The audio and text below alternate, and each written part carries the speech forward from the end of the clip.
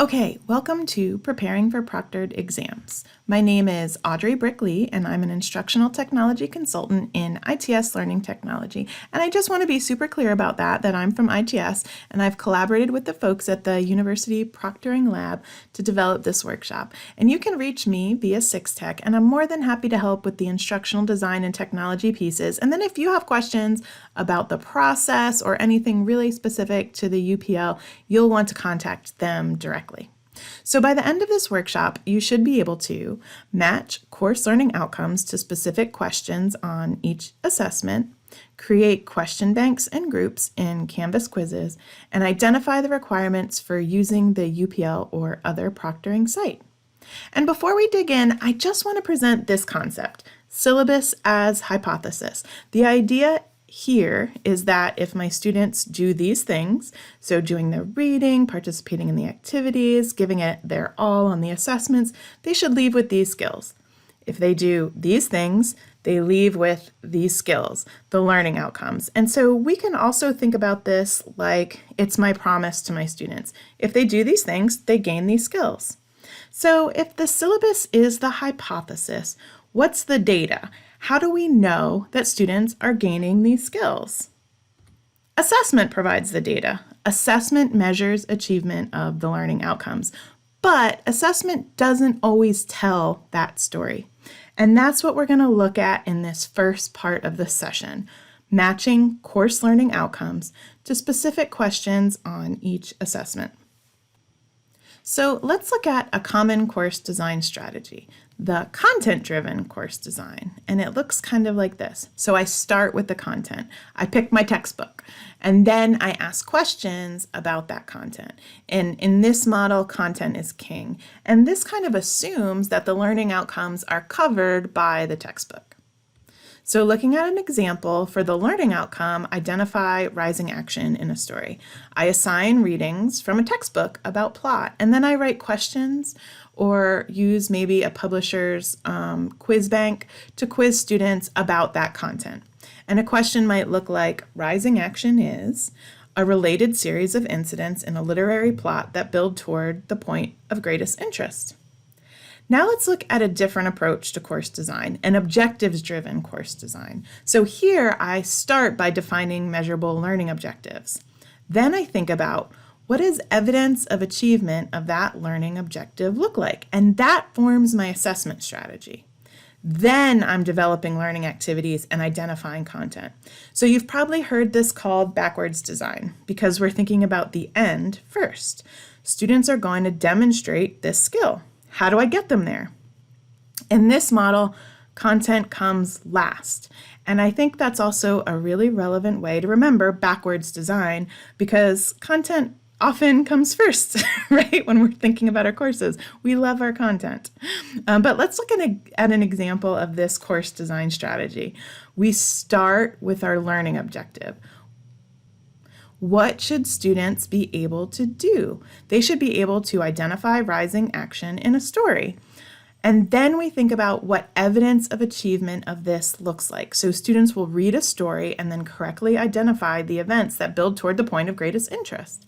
And then we start thinking about what kinds of activities and materials and readings and all of that will support their ability to do this. To develop this skill and then successfully demonstrate it on the assessment. So the idea here is that there's alignment between the assessments and the learning outcomes. In other words, the assessments accurately measure the learning outcomes. So let's look at alignment with that first example where we assign reading about plot and then ask questions about the content in the reading. We asked students a question to correctly identify what rising action is.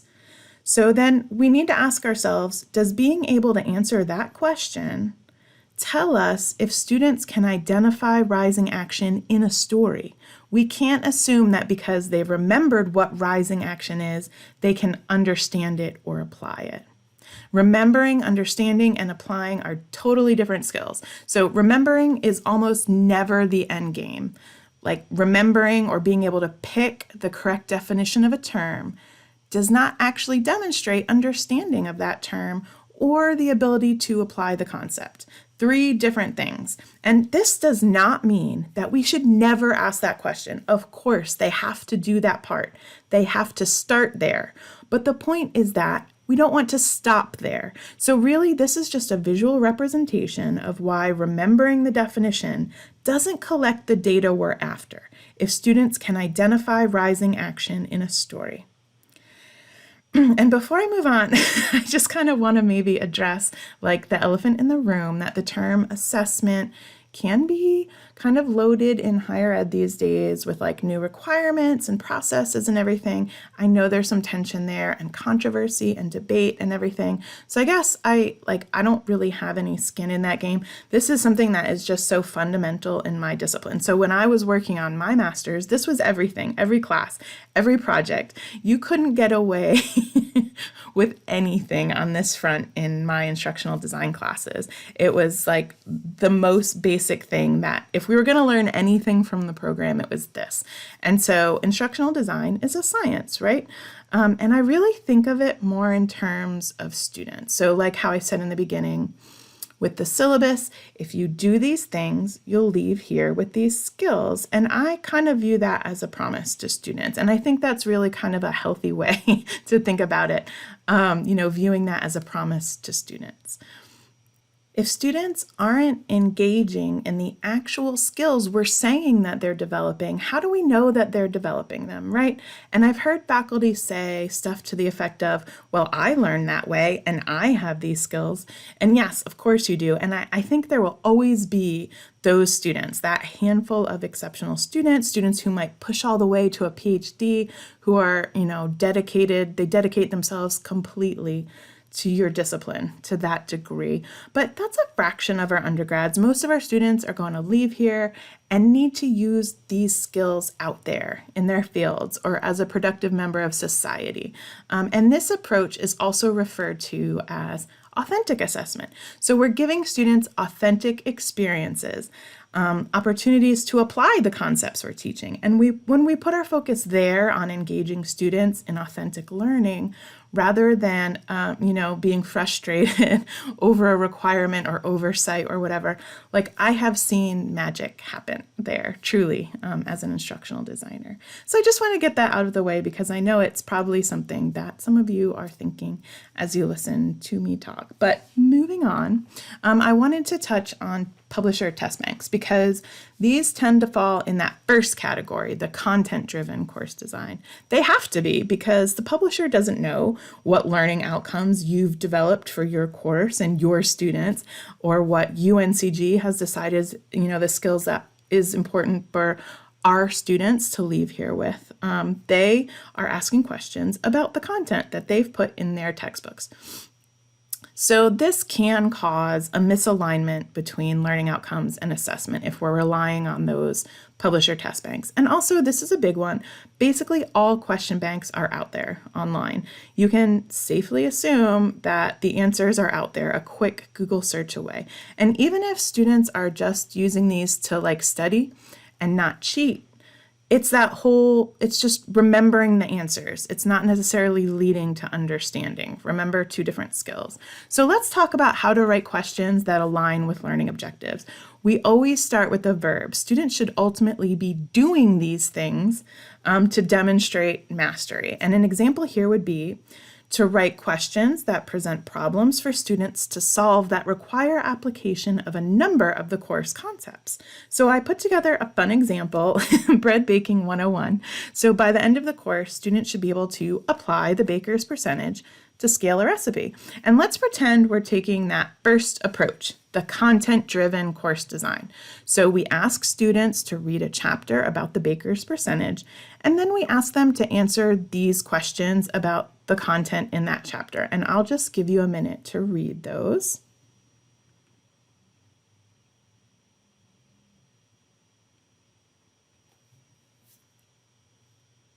So these are things that might be important for students to remember, right? So this might be a chapter quiz maybe, but we don't stop there, because does being able to remember what the baker's percentage is doesn't mean that we know how to use it, how to apply it in a real world setting. So here's an example that pulls together those concepts and presents a problem to the students. So students in my culinary program, it's important for them to know, like, say, the proportion of salt in the traditional French bread formula, but once they know it, what are they going to do with it? They're going to use all that information, right? They're going to use it. Use the baker's percentage to scale a recipe. That was my learning outcome. So this is authentic assessment. This gives them that application of the concepts that demonstrate mastery of the learning outcome. So how do we make sure we're capturing our intended learning objectives in a Canvas quiz? What we can do is create question groups based on each individual learning outcome. And we're not making a massive pool of 250 questions in a quiz bank and having Canvas randomly pull 20 of those questions. We're categorizing questions by learning outcome. And this ensures that all students are providing evidence of achievement of all learning outcomes. And this also ensures that no two students get the same exact quiz for academic integrity purposes. So this just shows what that would look like. So one student might take the test on Tuesday and then tell those who are taking it on Wednesday, you have to know how to apply the baker's percentage. So that's great, that's fine, that's what you said, that should be the learning outcome. What they're not able to say is the answer to the question is, because they're all going to get different questions pulled out of those question groups. So some additional suggestions for writing effective questions. We want to first avoid negative questions, and we all know what those look like. So for example, which of these is not an example of this concept? We also want to make all distractors plausible, and for this you can think about common misconceptions and make those some of the distractors. Keep it concise. Wording should be clear and simple, and avoid trick questions, unless, of course, reading comprehension is your learning objective. So if you update your assessments in this way, it's just important to consider that instruction might also need to be adapted as well. So this shouldn't be the first time that students are seeing questions like these. We want to give opportunities for practice. Okay, moving on to the nuts and bolts. How do I set up these banks and groups in a Canvas quiz? So what are question banks? Question banks are essentially groups of questions that are portable in Canvas. So you can easily use a question bank within your course and across your courses. So from, let's say, a unit quiz, you can then add that same question bank to your midterm or final. And also you'll have those banks available to use in future courses. And I am going to demonstrate how to do this, but I wanted to point out that these are available as standalone tutorials on our YouTube channel, UNCG ITS Learning Technology. So if you just want to come back and review these how-to tutorials, you don't have to dig around in this big, long workshop presentation to find them. You can just go to our YouTube channel to find those.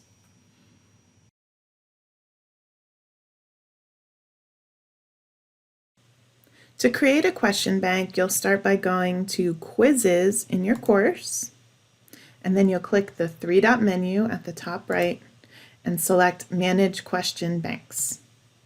From here, you'll add question bank, and then I recommend naming your question bank the learning objective that all of these questions will relate to. You can click the name of your new question bank to start adding questions.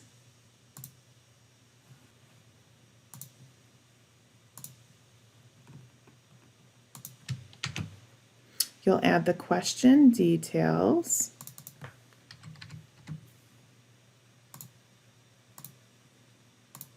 And then you'll select Update Question. And you'll continue doing this until all of your questions for your question bank are in the bank. And then from question banks in your course, you can click this little bookmark icon to make this bank available to you throughout Canvas. So wherever you're adding quizzes, whether it's in another course or a future semester, this will be bookmarked for you to pull questions from anywhere within Canvas.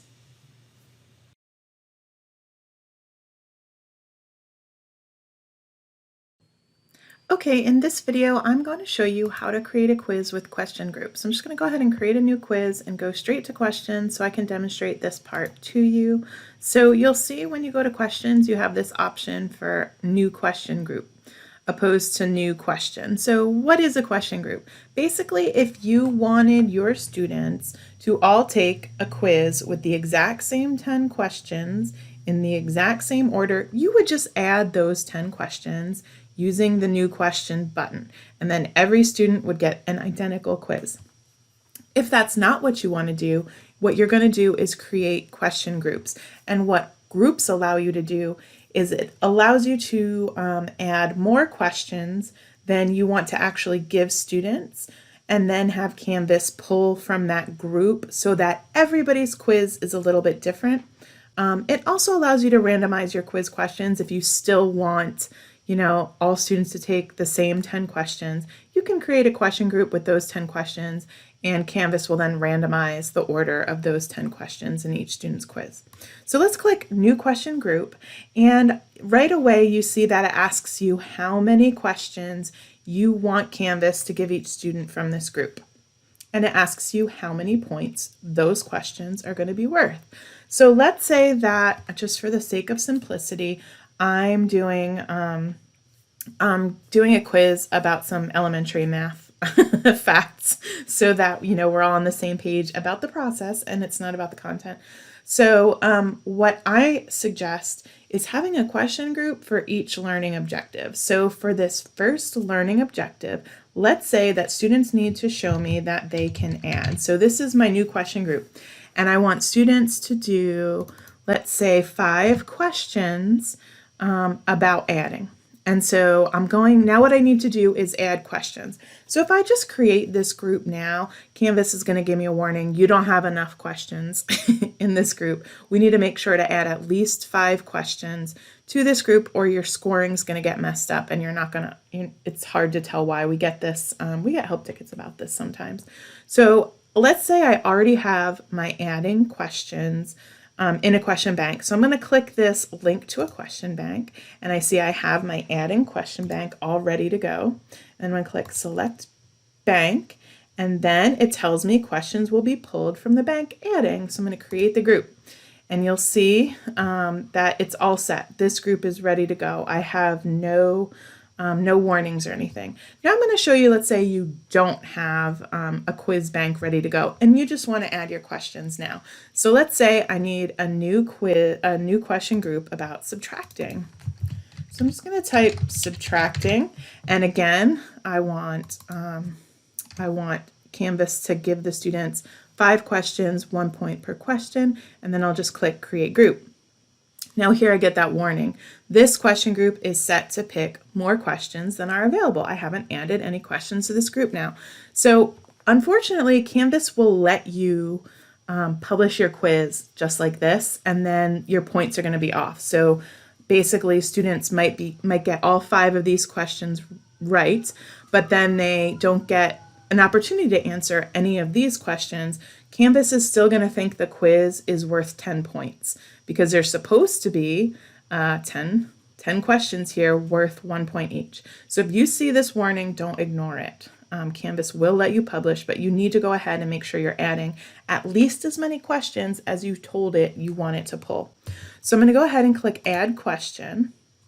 And let's say my first one is 1 minus 1.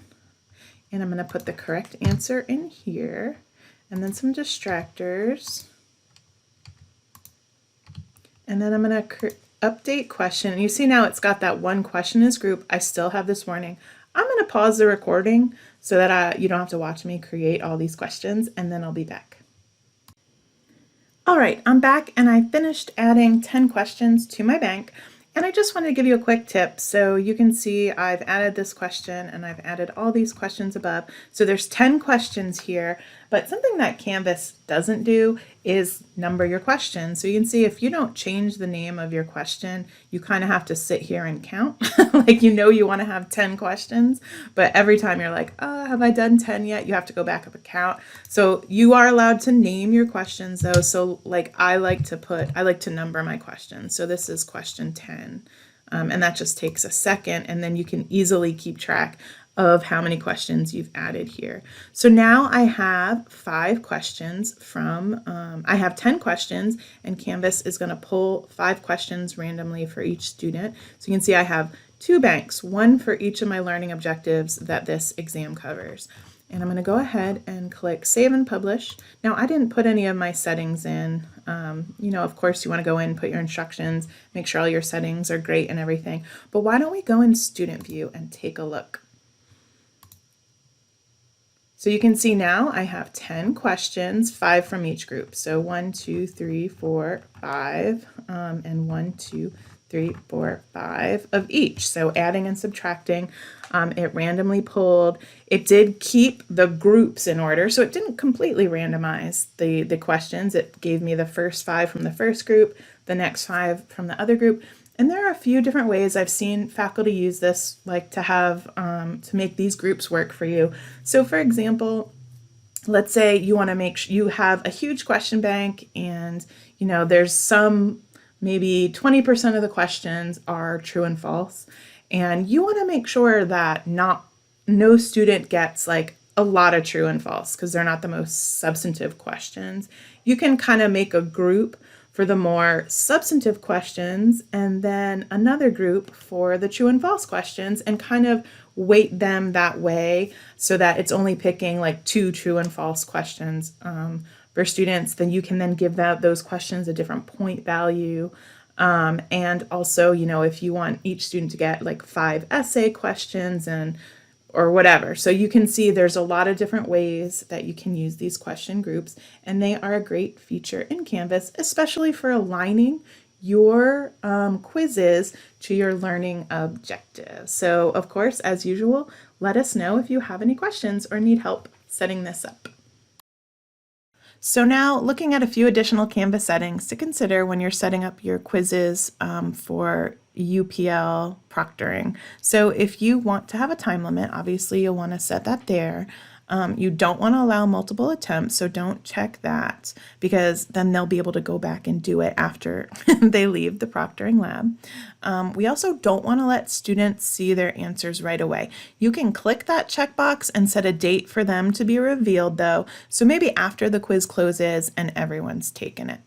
And then under Show One Question at a Time, if you check that, you'll get an option to prevent students from going back. And I definitely recommend against that because when students are taught test-taking strategies, they're often told to skip difficult questions and answer the ones they know for sure first and then go back and work on those difficult questions. So this can be an ugly surprise for students if they're using that strategy, which a lot of them do. So I don't love this option. We'll probably just want to leave that alone. And then quiz restrictions. This is relevant to proctored testing. So typically you'd probably set an access code and provide that code to the UPL. And then they'll have someone in the lab unlock the quiz for the students using that code, is my understanding. And we're investigating that IP filtering option, which would just mean that like students could only take the quiz from a specific location with specific IP addresses like the UPL. But we're still in the testing phase on that, so we don't want to use that yet, but it could be an option someday.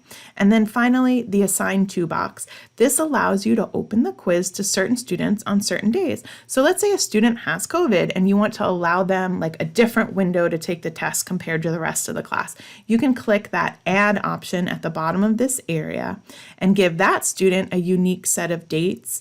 And then as soon as you do that, Assign To Everyone immediately changes to everyone else. And finally, identify the requirements for using the UPL or other proctoring site. And this is a slide that Sean prepared, some general tips. So let students know via syllabus statement that proctored testing will occur. Give 2 weeks notice of testing dates to your proctoring service. The UPL or UNCO both have this requirement. and provide a minimum of 3 testing days for students to complete the test. And I think this is kind of helpful to point out, like if you need support with those first 2 parts, I'm more than happy to help. And then this is the kind of information that you'd want to go directly to the UPL to discuss. And here is where you can find me via SixTech. You can always submit a SixTech ticket and you can put my name on it if you have like very specific questions pertaining to this or anything else, and that will get routed to me. And that's it. So I thank you. I appreciate your time, and I hope you have a great proctoring experience.